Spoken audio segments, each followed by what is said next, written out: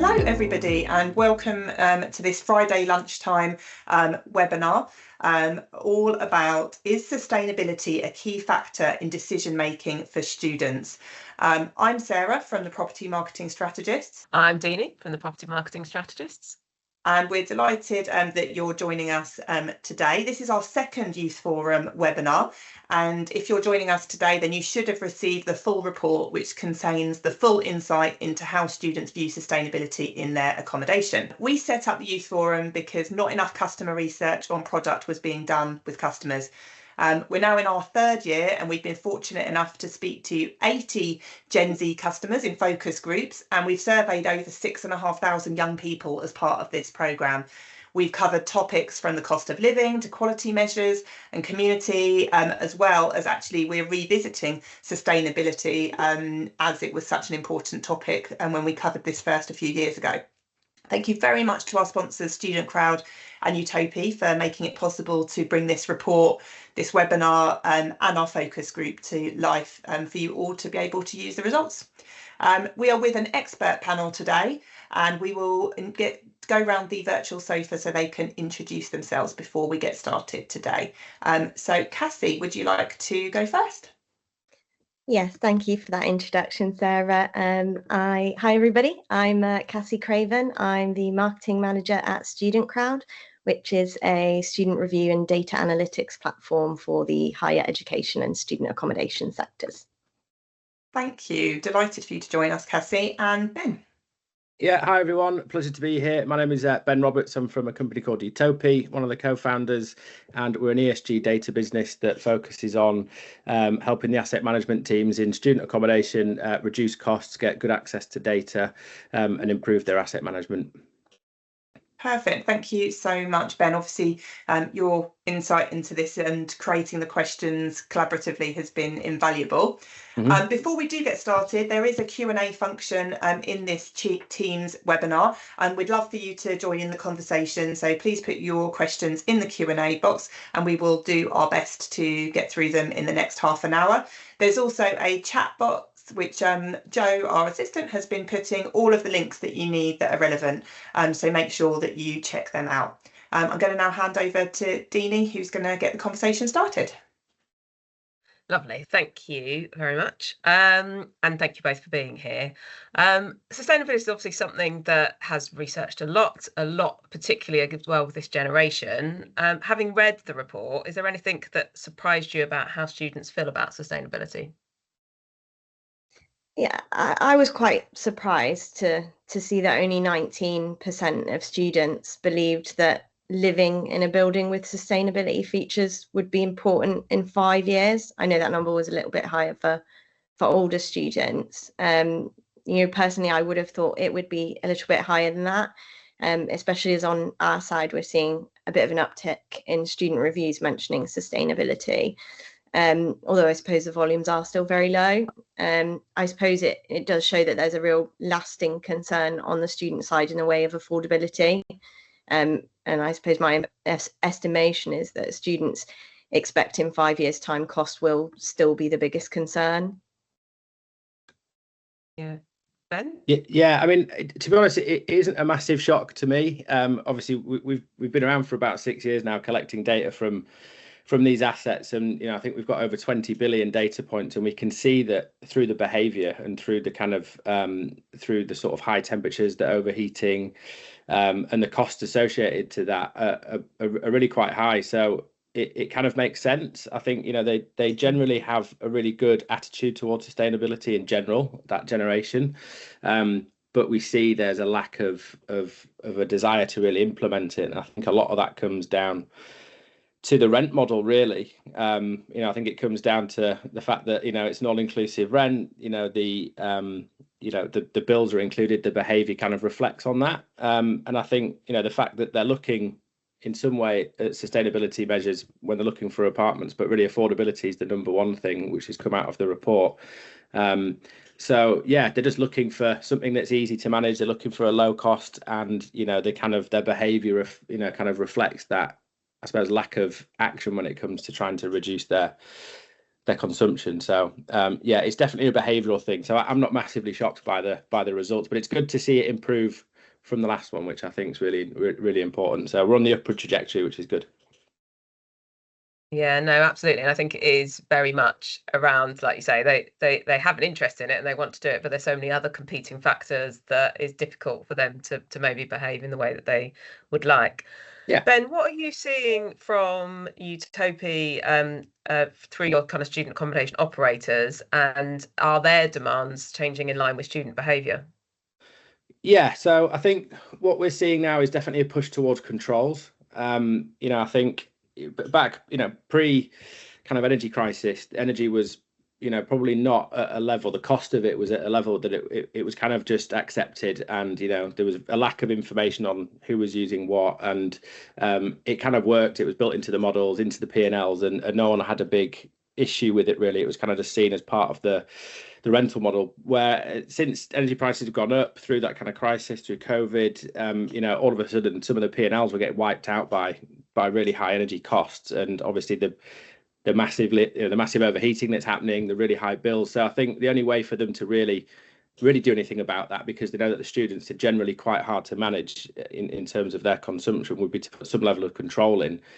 So I think in our business right now, the sort of bit that's kind of moving the quickest is the retrofitting of controls at the room level. So the asset management team, the operators can have some influence on how much overheating is happening, and then again, just access to data is something that they're all looking for. So having that kind of blind view of your building, which is 1 meter at the front door, doesn't really help you understand where the waste is coming from. So if you're going to try and in some way combat that waste, you need to know where it is. So we're seeing a lot of our customers starting to put devices in that can collect data, temperature data, looking at metering solutions and all that good stuff. So that's what we're seeing now. They're reacting with technology because it's a much bigger problem than it used to be from a cost point of view. I know in our pre-call we were discussing kind of how granular you can get with that data, and I think one of the things that we discussed is when you're looking at a rebooking campaign, for example, you could potentially identify who are your biggest consumers in your building and actually think, do I want them to rebook, or is that fair? And it sounds ridiculous, but I know, Ben, you were using examples of incredibly high energy usage from individuals. It feels like actually this isn't, we're not saying that all students in every building are acting kind of irresponsibly when it comes to their energy usage. It's potentially kind of can be identified to individuals, and if you can actually monitor which flat they're living in, then you can start monitoring potentially behavior that you might not want to endorse in your building. Absolutely, and you can go the other way and you can incentivize the good ones. I think what generally about 20 to 30% of the sort of cohort of students in an asset is where most of the waste comes from.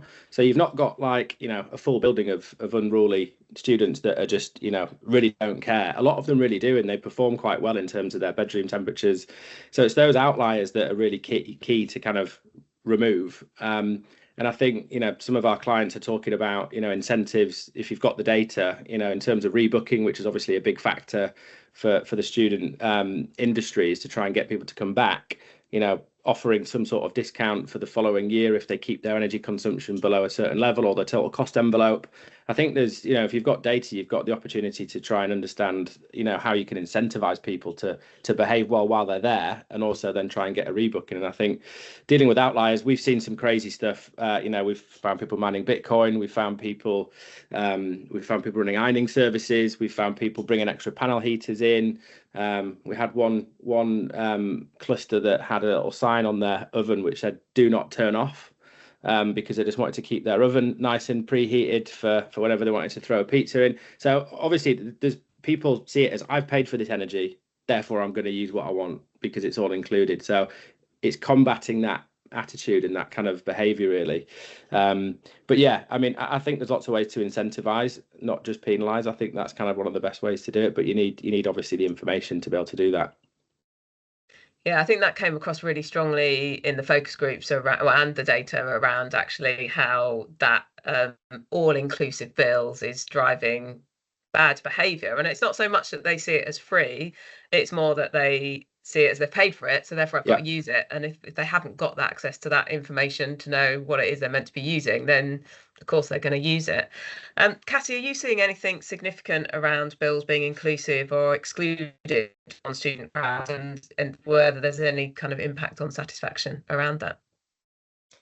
Yeah, so we know the vast majority of student accommodations include bills as part of their rent, and it's one of their differentiating factors or USPs, if you will, when compared to, for example, HMOs. But it is having that unintended consequence where students don't necessarily engage with the cost of their utilities, and therefore they're less engaged with their individual energy consumption.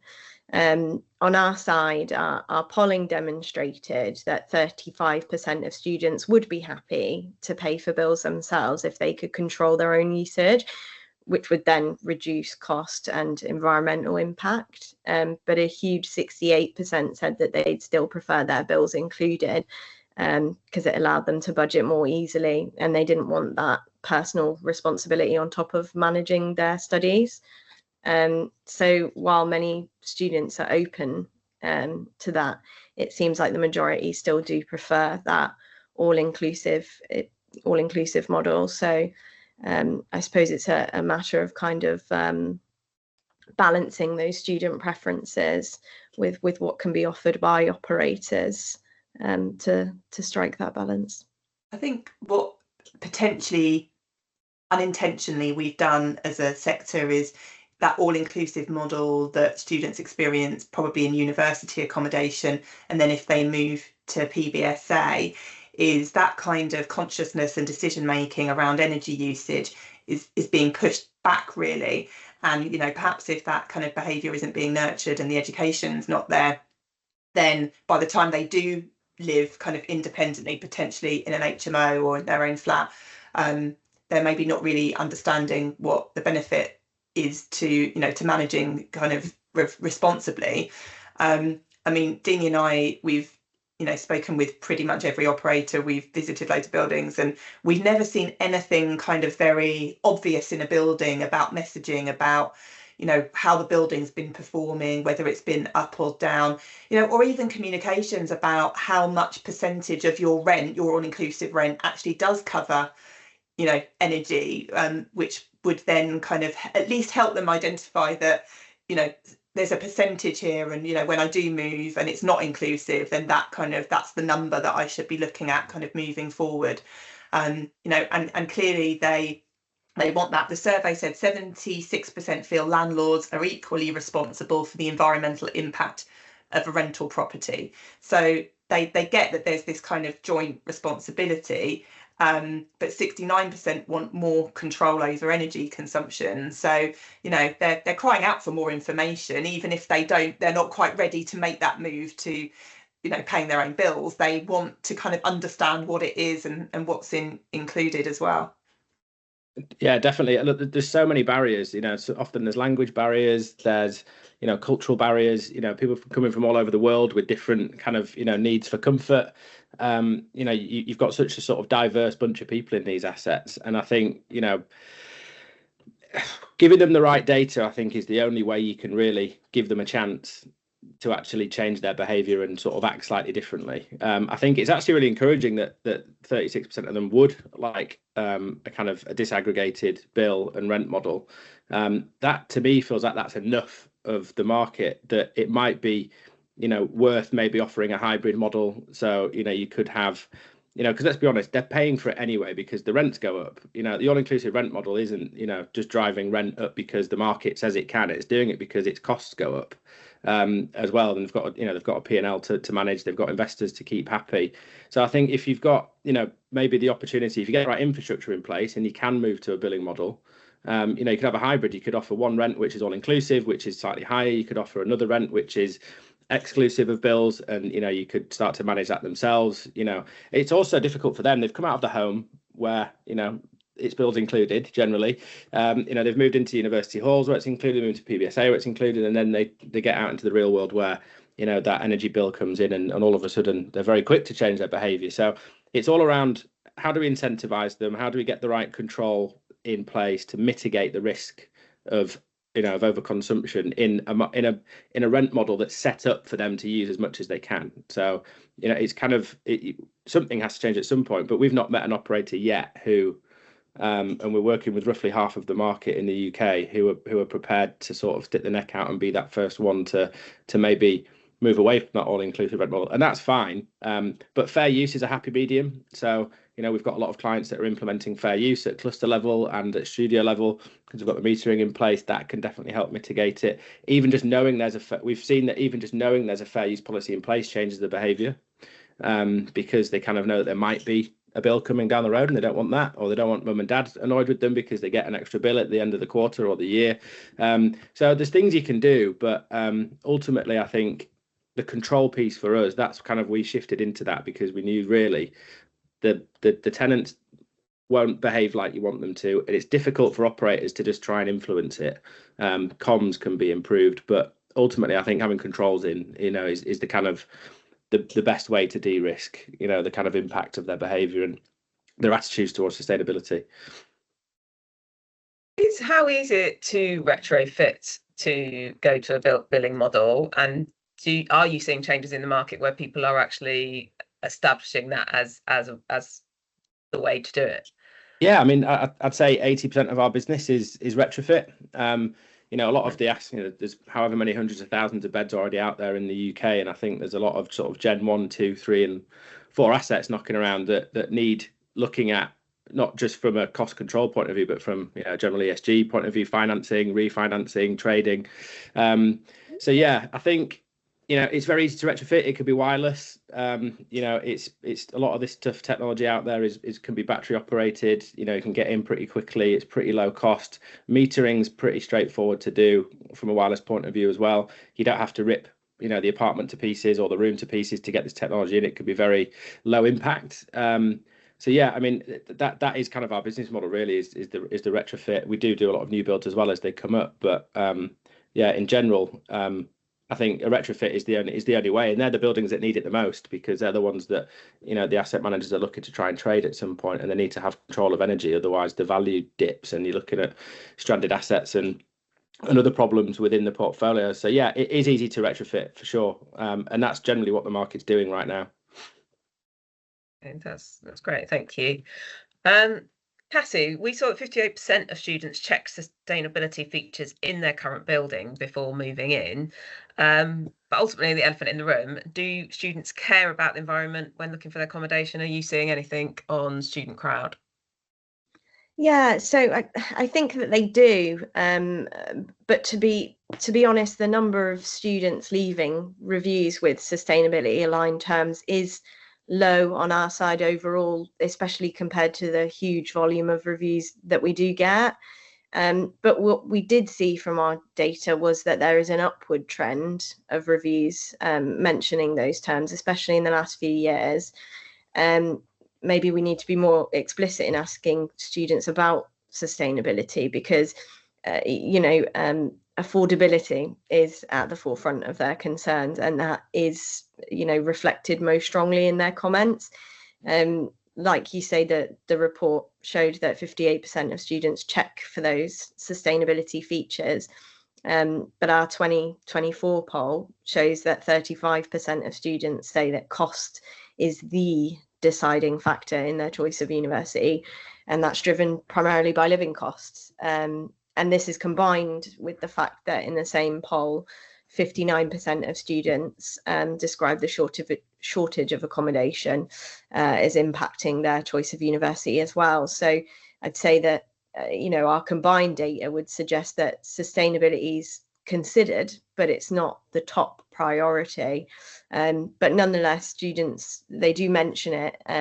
I've got some examples of some student reviews that mention sustainability, and I've just plucked out the sustainability mentions because they are quite long. But one from July 2024 says, emphasizing sustainability, the building uses eco-friendly materials and energy efficient systems.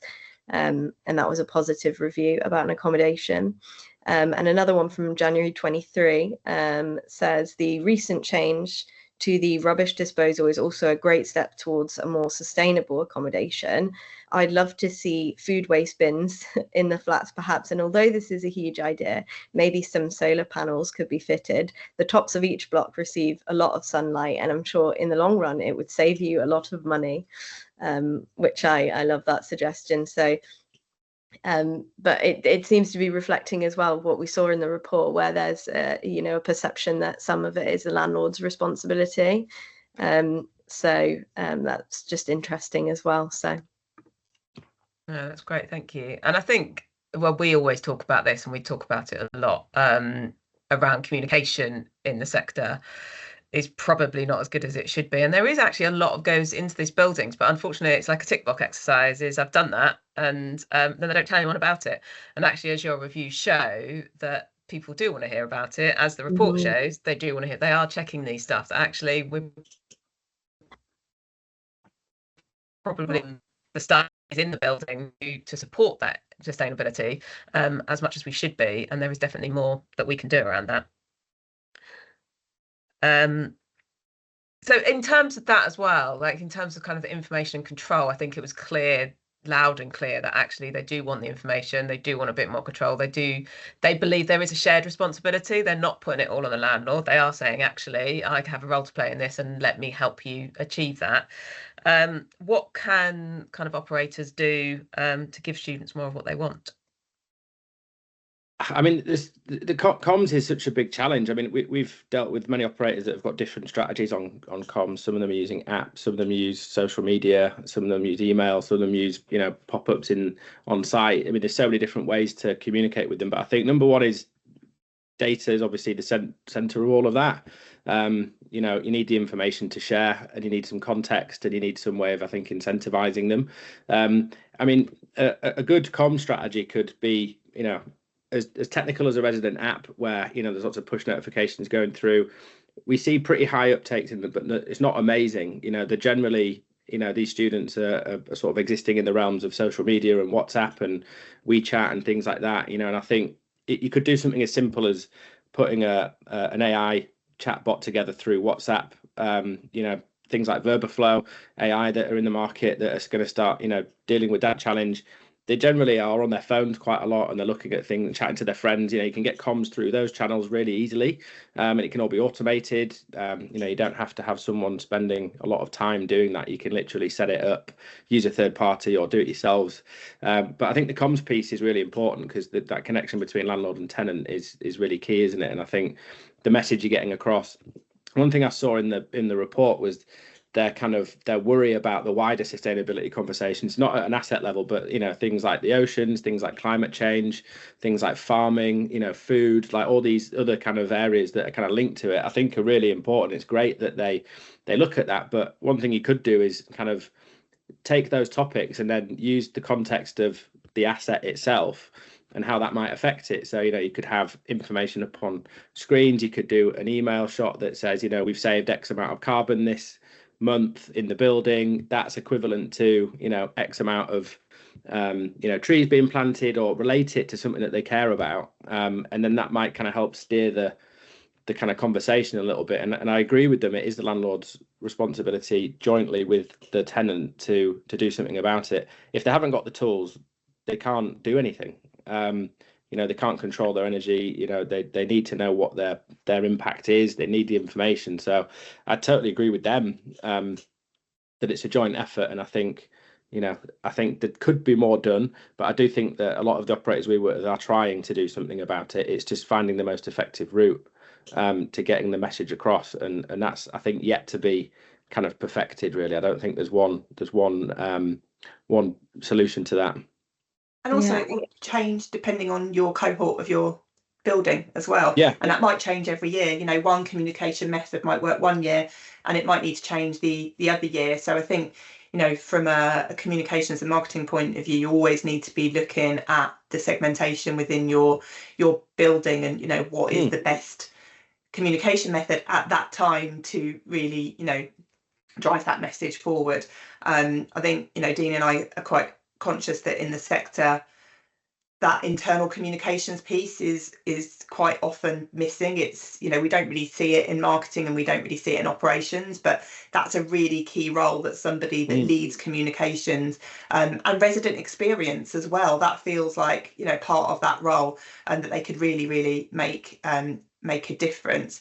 Sorry, Cassie, I interrupted you. I think you had something to add as well. No, it's all right. I was just going to agree with Ben in terms of both communication and responsibility. I think it's about both balanced responsibility between the landlord and the students, and also a balance of communication. So it's about listening to what the students want on the operator side, whether that's you know, understanding that affordability is a huge concern, but they also really do care about sustainability, and therefore looking at things like incentivizing sustainability, but also on the landlord side, balancing that communication with market education, and also letting them know, you know, I really like that idea of we've saved, you know, this much energy, you know, in this term, this quarter, etc., and just having an open dialogue with students, and listening to what they care about and what they have to say. Totally. Great. We do have a question from Sue Churchill. Do we know if operators are making a higher return on the all-inclusive model compared to a fair use or bill based on use model? She's just trying to understand who is driving the decision-inclusive approach when it's not the model that is followed in other countries. It's a good question, that, actually, and I think it comes down to the energy price is a big thing. You know, I think we saw when the energy crisis hit, we had some clients that had hedged for 5 years, a few months before it, who have escaped completely scot-free from the whole energy price increases. And we had some contracts were falling to the end of the contracts just after it that went on to 40, 50, 60, 70 pence a kilowatt. At that point, when such a high percentage of the total cost versus the rent is energy, that was having a major impact, and was, you know, the P&Ls were getting blown to pieces. Whereas if the energy prices are quite low, it's less of a risk. But I think ultimately what's happening is everyone looks at their cost base, every operator every year when they're looking at their rents, and they're speaking with the asset managers and the asset owners and the investors, and they're going, right, how much can we put these rents up? And they're always going to, you know, get it to the point where they could get away with it within the market, but also get as much, you know, kind of return as they can. So it's a bit of cat and mouse. And I think having flexibility is the key. And the answer to that question is you need to be able to, you know, flex your different muscles at different times. So if you've got some sort of infrastructure in the building that allows you to create a flexible model, or that allows you to maybe look at, you know, a different rent model for a certain type of asset, you know, student and co-living are very similar. You know, is there a way that you could move to a billing model if some of your asset isn't fully let? You know, how can you potentially get control of energy in the ones that aren't? And if you're going to, you know, use some of the products that are out there that do short stays and things like that, you know, you want to be able to control and see these things. So for me, it's all about options and flexibility and getting infrastructure in. Then you can kind of decide which model you go with. But I won't be surprised if at some point someone jumps out and breaks the mold and goes to, you know, a billing model of some kind, or a hybrid. Fair use is implemented quite often already, especially with our customers who've got the ability to do it. They're using it now. That's great, and it'll be interesting to see where all-inclusive bills go, really, because it does feel like with a drive to net zero, that we've got to start giving people the responsibility to control their energy use and have control. And I think, you know, we mentioned earlier around the fact that if you're protected from that ability to manage your own use and manage your own bills in PBSA, when you move to your next place, you haven't learnt those lessons, really. So yeah, actually there is an education point in there as well.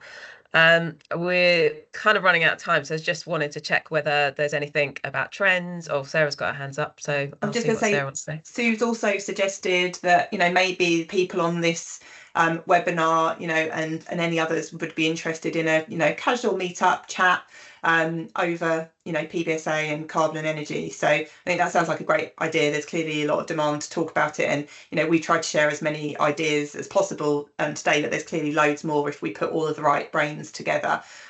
So yeah, so watch this space. Maybe we'll have a chat with Sue and see if we can make something happen as well. No, that's great. Thank you, Cassie and Ben, for being with us today, and thank you to everyone that joined to listen or is watching back on the recording.